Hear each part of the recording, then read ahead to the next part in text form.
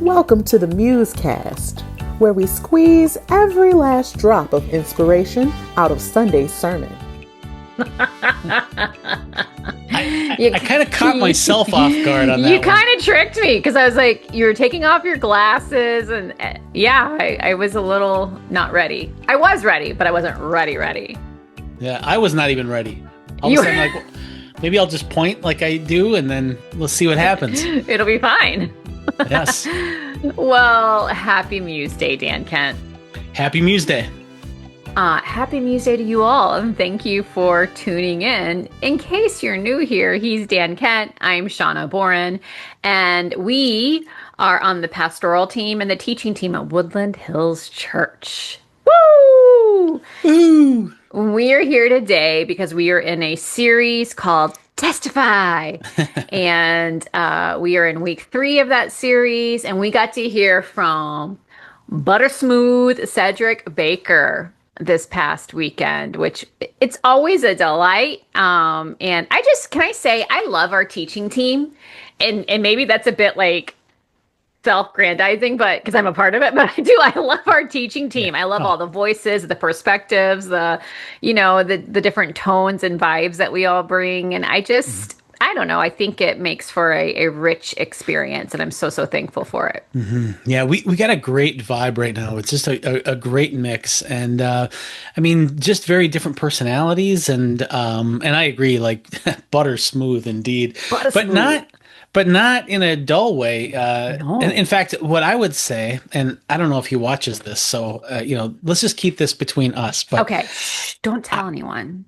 I feel like he is just getting so much better at just being like conversational, and there's a liveliness to him, and just a real treat to. I just felt like I felt like it was just me and Cedrick having this great conversation, Yeah. and really, really great vibe that he brings, and it was a great sermon too.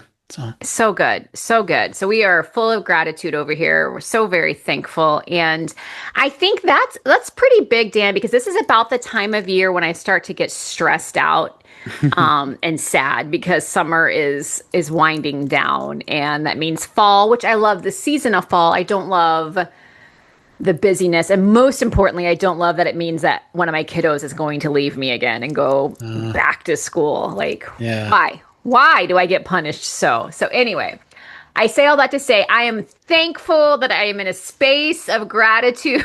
You're scratching your back. Wow, come on. Listen. You good? Don't let us interrupt you, Dan.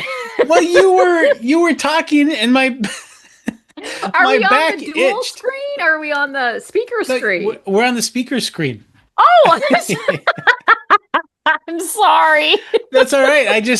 Here's the deal is, remember when I said I caught myself off guard? Yeah. I realized that, boy, I got a really bad itch, and I don't want to have to like deal with that. I'll be like some weird Frankenstein as I'm trying to. So I'm just like, you know what? I'm just going to scratch it while Shawna is talking, and I'll take care of business right now. No one will ever know. No one would ever know, except I get the bright white spotlight and ruined the whole thing. So I'm all about full transparency. No, honestly, I thought we were still on like the dual screen. I thought we were on Nugget Cam. I'm sorry. Yeah. I'm That's so all sorry. right. Yeah, it's I usually switch it after the welcome to the MuseCast. So. Oopsie poopsie. Well, anyway, And I totally bombed the thing that you were talking about. I know. You've got a young one going off to college and tough time of year. Yeah. So I appreciate deeply an opportunity to bask in gratitude and thankfulness, and just enjoy. And that's what our teaching team is, and really our church community as a whole. So bright spots in a time that I kind of typically get a little meh. Yeah, that's true. Debbie Downer, is that what it is? And sorry if your name's Debbie. I didn't make up the phrase. It's been out there for years. So yeah. So bright spots, happiness, and a good series that we're in that I'm excited about. Yeah, me too. Yeah, this is a good series, and then I'm actually excited for the next three series. I Now know. you might be wondering, how does Dan know about the next three series? Well, because behind the scenes, Dan is chained to his desk, Yes. helping put together those series, and I'm really excited, and I exaggerate. In fact, our Christmas series, really, Emily Morrison has done most of that. So, but I'm excited Christmas for it. series. Yeah, I know. Oh Can my you believe it? Yeah, gosh. it's coming. It's It coming. is coming. Yeah.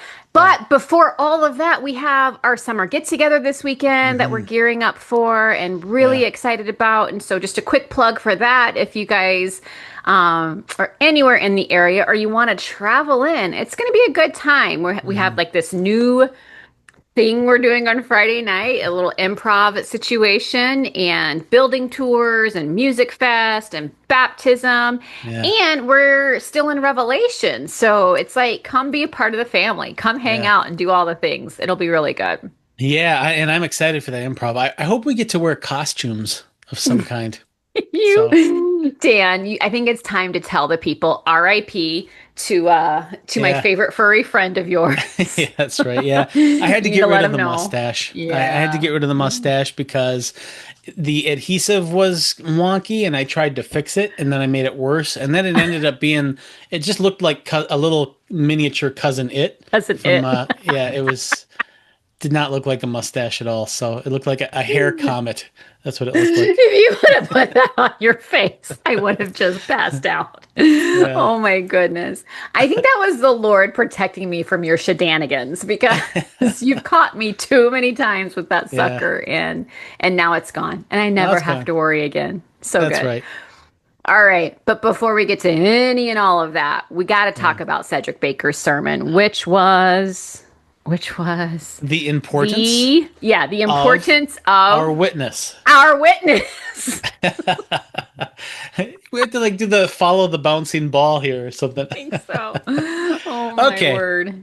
Yes, the importance of our witness, and I have some conflicted feelings about this sermon because I watched the sermon three times, but I don't feel like I have the structure down because, like I said, I sort of got lost in the moment. The third time I'm like, okay, Dan, listen, you gotta pay attention now to the structure.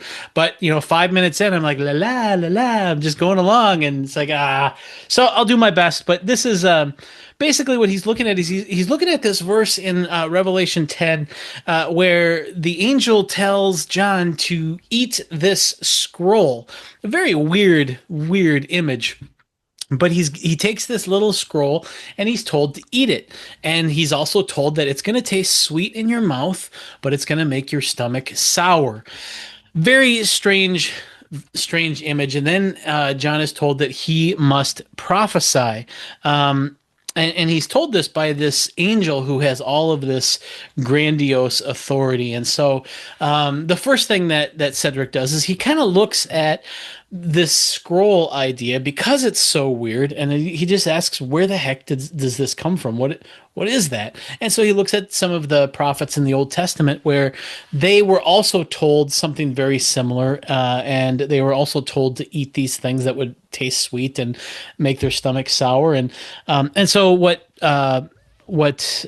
Cedric kind of pulls from this is a lot of things, but the first thing he pulls from it, kind of the primary thing, is that we have to internalize the word. We have to internalize God's truth and his teaching and the good news. That's got to become part of us. It's not enough to just taste it. We need to consume it. It needs to get deep inside of us. And there is something that's delicious about it because it is good news, but there's also something that's sour because it costs us something. And when John is told to prophesy, part of that prophesying is sharing this good news, but also sharing the cost of this. And he shares this quote where kind of reading the scroll or reading God's word is sort of like eating. But we're called to do more than just eat. We're also called to digest. And so that's where, when we read the word, that's just eating the word. But then when we meditate on it and we let that word shape us, that's when we're digesting the word. And I just think that's a great sort of analogy. And then he kind of talks about how, look, part of internalizing the word is kind of allowing the word to change us from the story that we're all born into the story that God is calling us into. And that's a lot where the transformation is, but that's also where some of the struggle is as well, and some of the discomfort, because we have a hard time letting go of the ways of the world that we've been raised in. And it's hard to become these people that God wants us to be, for a place and a reality that we're not even in yet. And so he talks about that, but that is all just kind of meant as sort of the foundation for this call that God has for us, which is to prophesy. And Cedrick, talked about what does it mean to prophesy, and I thought, gave just a really great analysis of this. It doesn't mean tell somebody's future or anything like that. It can, but it really just sort of means to be able to share this good news and to be able to really kind of bring people to the light. And he said we don't do that. We're called to do that, but we have a hard time doing that. And the analogy that he gives, which I thought was just so helpful, is he says that part of the reason for that is because maybe we're not excited about it. Maybe we're not in love with it, because we tend to talk and share and prophesy about things that we're really excited about without even having to be asked. And so he talks about how much he likes the Florida Gators, and how he can just like talk all about that because that team has been an important part of his life, and he's a fan of that team, and so he just naturally talks about it. And he just kind of raises this question, like maybe part of the reason why we don't share the gospel, we don't share our testimony, we don't prophesy, is because we don't have that same excitement. And maybe the reason we don't have that same excitement, or at least part of the reason, is because we haven't actually internalized it as much as God wants us to. And if we really saw deep down like why this is such good news, then that would let us get excited about it. And we wouldn't have to be told to prophesy. You wouldn't be able to stop us from sharing the good news and sharing what God has done in our lives. And so I thought that was just a really great kind of analogy of kind of what the point he was trying to make. And he says that, a lot of us, we're showing, but we're not telling. We're living Christ-like, or we're trying to live Christ-like, but we still don't really talk about it. And what he says is that we need to also put words to that. We need to start telling as well as showing. And we have a lot of reasons why we don't tell. And he sort of like kind of encapsulates, both why we don't do it and what it actually is in the conclusion of his sermon. He talks about how to prophesy, it doesn't mean to coerce or to manipulate others. Nobody likes that. And we don't want to be coercing or manipulating people. And but that's not what prophesying is. He also says it's not a ministerial requirement. We don't have to do this, otherwise God's going to reject us or anything like that. And it's also not necessarily weird. In fact, if it is weird, I would argue that we're probably doing it wrong. Because the fact is, given his example of the Florida Gators, it's natural to talk about things that has, filled our life with joy, or has excited us, or has transformed us. That's very normal. And if what we're saying is turning people away, we're probably not doing that. We're doing something else. And so that's what it's not. But what it is simply, living our life following the Lamb, and being aware of why we're doing it, and why that's good news, and why why that has made our lives better, and sharing with the world why that is. It's having a heart for others. It's having this desire to help other people see that same light. And let's see. Let me see if there's anything else I missed here. I guess what he would ultimately say is that our witness in the world should be a natural thing. And if we're not witnessing, both in how we live and in the stuff that we talk about, that might mean that we haven't internalized everything, or we haven't become aware of what we need to become aware of yet. And we do all of that because we love others and we want to push them closer to God, not push them away from God. We want to be shepherds with them so that we can all together get closer to God's light. I know I missed a bunch of stuff there, but that is my summary. And what did you think of Cedrick's sermon? I could be diplomatic and say I'm thankful, which I am. I appreciate Cedrick's voice, which I do. And at the same time, I can be gut level honest and say, dadgummit, Cedrick, why you gotta poke the bear? Leave me be. Don't be challenging me. But because I when he said this is gonna, I don't remember how he said it, but basically he was like, we're gonna step on some toes, and mine included. That's like, he was just saying like, this is challenging. And I absolutely appreciated the sermon. I absolutely appreciate Cedrick's voice. And at the same time, I'm just like, just another thing that I need to reflect on and see, like, where is this true in my life, and why is this true in my life, and what can I do? Because it is so true that we are called to share the good news, to enthusiastically like let others know about the goodness of God. And why isn't that just a part of my daily routine? I think that's something important to look at. I love, in all seriousness, the way that Cedrick reframed prophesy, because Cedrick mentioned that he comes from a Pentecostal background. I come from a similar background, very charismatic, and I have seen prophecy work in some incredible, beautiful, life-giving ways. And I've seen some goofiness and experience some goofiness. And so I think it was important to recapture that term for folks, because really what it is it is just, it's speaking forth. And I think the biggest challenge for me was when he was talking about like his Florida Gators, and what we are excited about, we talk about. And, I don't want to take an inventory, if I'm being gut level honest, of the things that bring me excitement that I naturally talk about.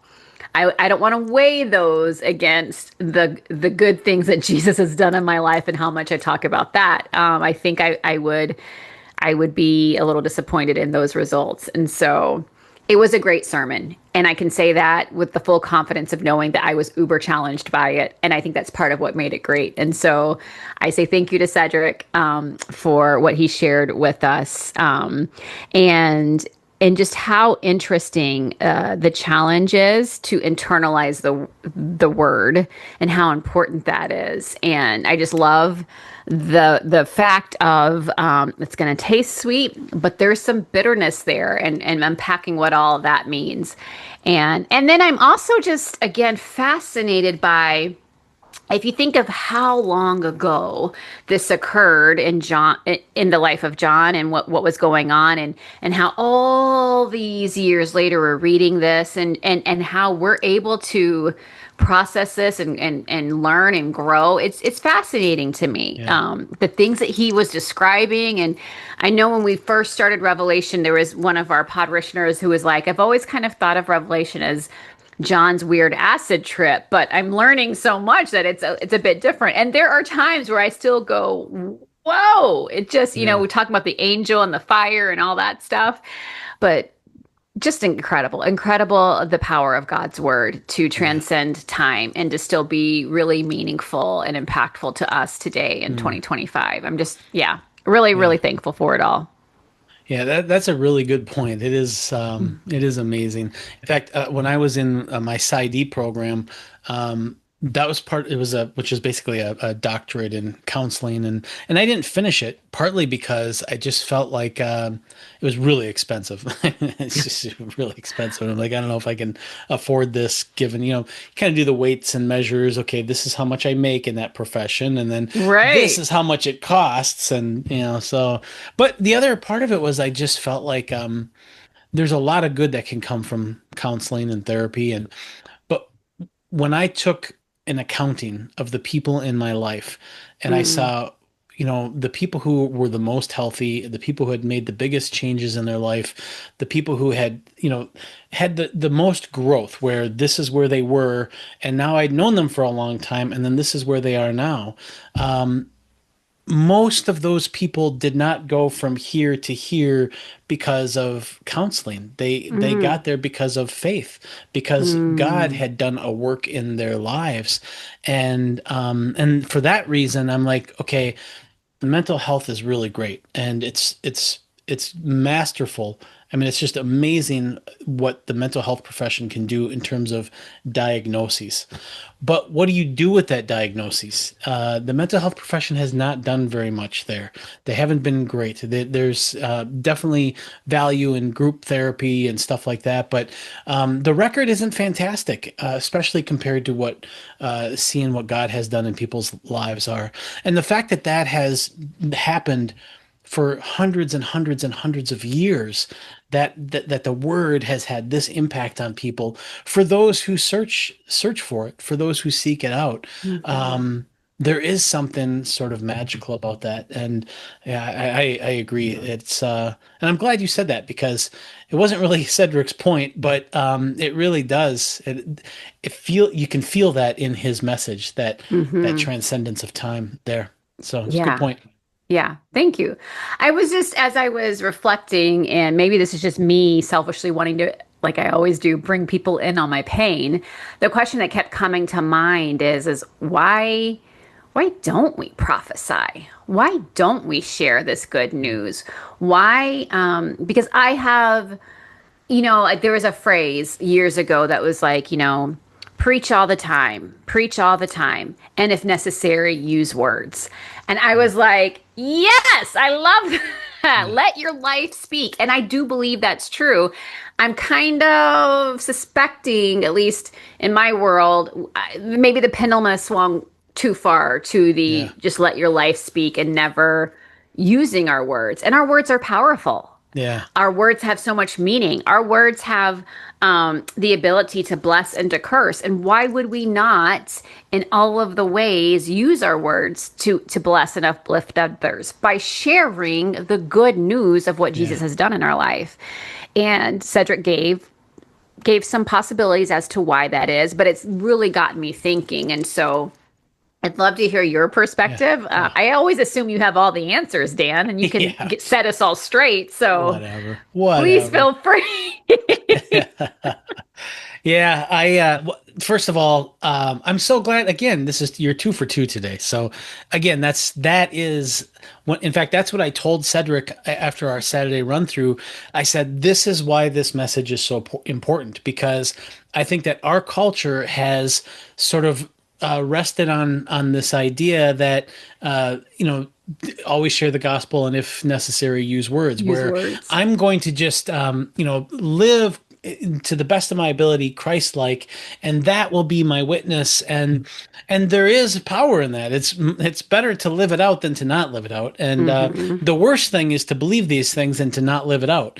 And definitely, you make the biggest impact by how you live, not by what you believe. And so that's all true, except, like you said, I think that we've used that as an excuse to not actually articulate the good news in our life. And the fact is that when you might live a joyful life because of Jesus, because of how God has transformed you, and you might live with this infectious joy and this hope, and you might live with kindness and gentleness toward others and patience towards others, and you might be generous with those who are, you don't even know, and you're generous to them, and you might be doing things that are just really exactly what Jesus wants you to do in those moments. But someone could see that, and our hope is that they will see that that there's something unique about how I'm living, and that they will inquire about that, but they don't ever inquire. As far as they know, they might think that, well, it's a sunny day and the stock market is up. And, of course, people need to hear the testimony. And that's why this series is called Testify, because that's what changes people. It's words. Jesus is called the Word for a reason, because God, there's actual boundaries and real defined good news here, and that defined and boundaried good news is not squishy and amorphous. It's very specific, and it's going to have very specific consequences in our lives. And I tell you what. And this is why Cedrick's message was so convicting for me, is just like, if people don't know those specific ways that God has transformed your heart and your life, and how God has made you into this person that you are, what a missed opportunity, because people will just think you're a nice person. They won't know the role that God played, and which means that they won't know the role that God could play in their life. They'll just think, well, they're a nice person and they have something that I don't have. But no, that they have something that you could have, but they'll never know that unless we articulate that with our words. And that's why I told Cedrick, I think this message is just spot on and really important for where we are right now in America and in the world. So that's, yes, so true, Dan. Yes, and amen to all that. And it kind of made me, gosh, there's so many ways in which this was convicting in a great way.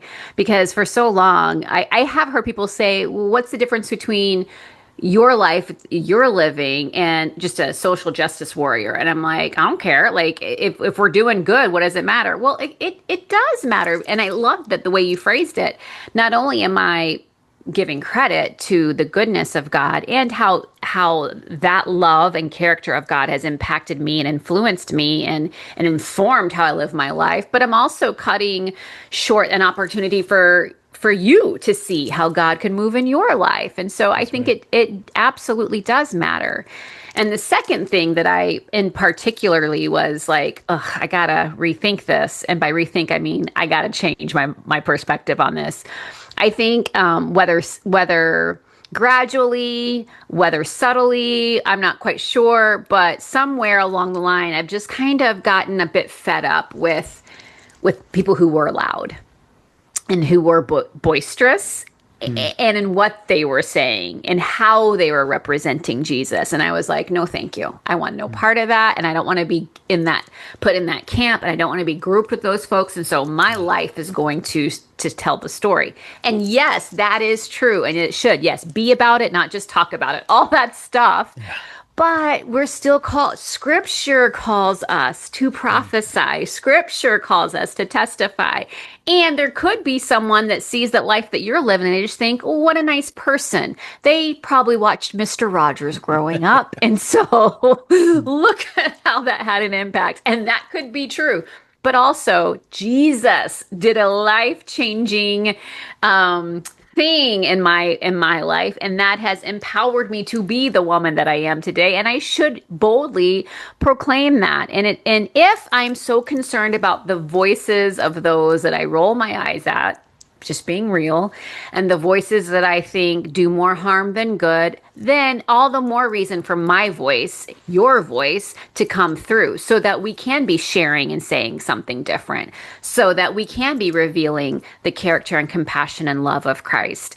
And it is a different way of combating some of the noise out there. Like, let your voice speak, because that matters, and God has gifted us with that. So, yeah. That's kind of where I am. We'll see. Yes. We'll see how it goes. Yes. That's good. Oh goodness. Uh-oh, I lost your audio. Yeah, I There you are. touched I touched my microphone with my chin and it muted it. Was that the Lord? I don't know. Is there anything else, Dan, that like as you have had to process and think through the challenge, the admonishment from Cedrick that you're like, okay, this is what that would look like for me, or this is what I need to kind of Yeah. reshape. Oh yeah, absolutely. In fact, what I would say is, and this happens a lot, especially, partly because we're all reading the same stuff. And this series is called Testify, and really Cedric's message is sort of the heart of that, because now we're Hmm. finally getting to the why is this called Testify? Well, now we're Yeah. starting to see, Yeah. yeah, that is what this is about. And what his message and what this series, as we continue to unpack it, has done is it's sort of confirmed something in me because I like to write and I'm working on a couple Hmm. books, and somewhere around, I don't know, like a year ago, and we were in the Revelation series and we were starting to look at some of these concepts already, but I just had this feeling like if I'm writing theology, you read so much theology and it's just like, and then this verse says this, and then that verse says this, and then this church father said that. And then if take proposition A and proposition B, that implies proposition C. And it's like, where's the testify in this? We're supposed to testify. We're not supposed to share propositional logic. We're supposed to share how the good news has transformed our lives. And so about a year ago, I'm like, if I write any theology, it needs to be theological memoir is what it needs to be. Mm. It has to be like how have these ideas how have they been experienced in my life, and so that is one way that I've sort of kind of marinated in this, and how some of these teachings have sort of shaped me. So Mm. That's good, Dan. how about you?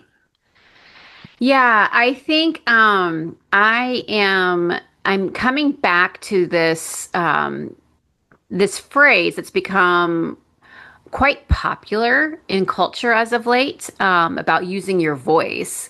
Mm. And I have been challenged to kind of reframe that a bit. I mean, yes, I think it's important to use your voice. Absolutely. Let me just say that. And I think it's important for those whose voices haven't been heard. But man, we have the greatest gift, the greatest treasure, in being in a relationship with Jesus. And if anything to use our voice on, like that should be like, top of the line. And so I've just been encouraged and challenged by that, and kind of reclaiming what it means to profess the goodness of Jesus and not allow things that I have been hindered by or disagree with, not to allow those things to continue to dictate how I do or don't testify, how I do or don't prophesy. Because, like I've said, it is in Scripture, and we have much to testify about. And in a time in the world where things can seem bleak, and in the time in the world where it can seem like, where is the good news?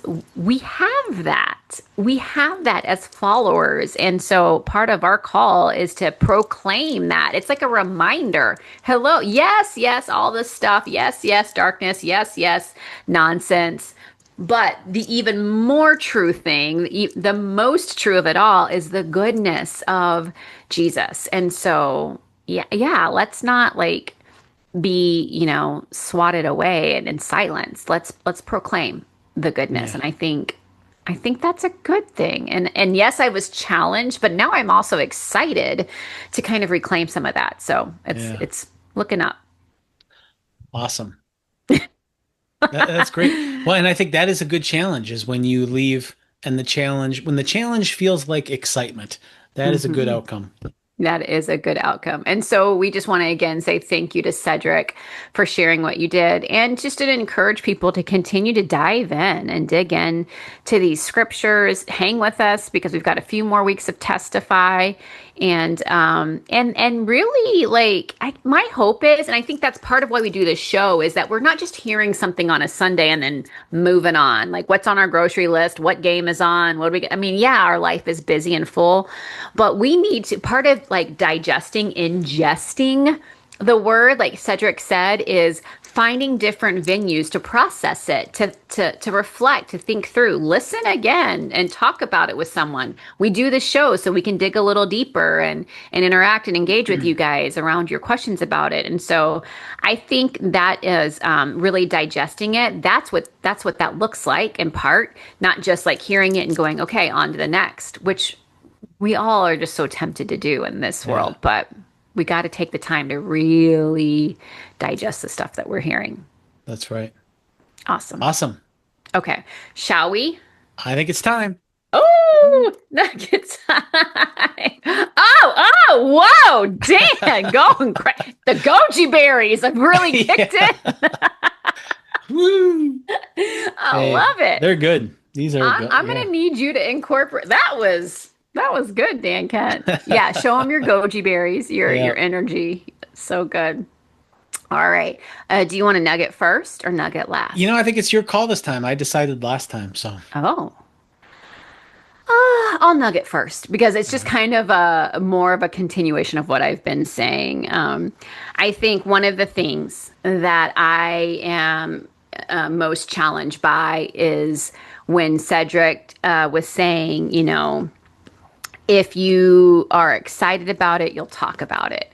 And I that's not something I wanted to hear, really, because I wanted to excuse. Well, I get that, but, and if you only understood this, and there's a reason why I do it this way, and all of that, maybe has an element of truth, but the fact of the matter is, if I'm excited about it, I talk about it. And so I think, as I've been asking myself, why am I not sharing more freely, verbally, my enthusiasm and love of Jesus and the good news?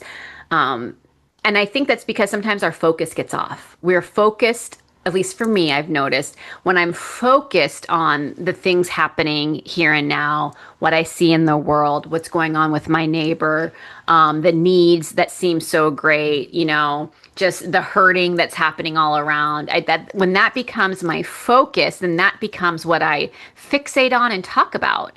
And I think if I could remember just to come back to center, which is Jesus and his love and his goodness, and tap into the resources of Jesus, then I feel like I would be able to more freely proclaim and prophesy about that goodness. And that, who knows how that could help all these earthly situations that I'm so concerned about. It does no good to anyone for me just to worry and be concerned about what you got going on.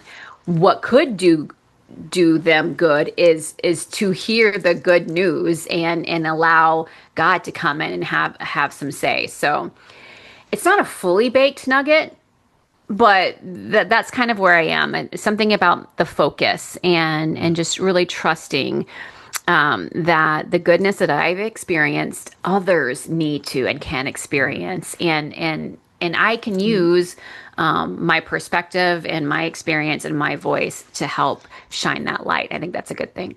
Yeah, well, that's good. It's you said it's not a fully baked nugget. It's like a chocolate chip cookie dough. It's like, and that's good too. Yeah, it is good. It is, yes. Yummy. I think my nugget is I tap into the spiritual theological memoir type thing, because I think part of the reason why people, they're drawn to Jesus, they believe and they know that man, God has made their life better, but part of the reason why they haven't moved from that to this excitement might be because they haven't actually articulated carefully what God has done for them. And so for me, like I can point to a lot of different things, but like one example for what God has done for me and for my worldview and everything is just having this really stark and vibrant sense that life is meaningless and there's no purpose to anything. And there's no like ultimate big picture meaning, and then and just the depression and the angst of living without this meaning, and then finding God and finding Jesus and realizing that, well, of course there's meaning because there is a God who created everything and he meant it to be a certain way. That's meaning. That's what meaning is when it's meant for something. And without God, there can't be meaning because it can't be meant for anything without someone to mean it for something. And so for me, like, that's one of the ways that I have articulated what God has done for me. I was living depressed about how meaningless life is. Basically, I was living the book of Ecclesiastes. And in fact, that was the book that really got me excited about God, because it's like, Oh, yes, wow. this is exactly what I'm experiencing. And that's right here in the Bible, which to me just blows my mind. Like, how could the Bible know this, what life is like without God, so well?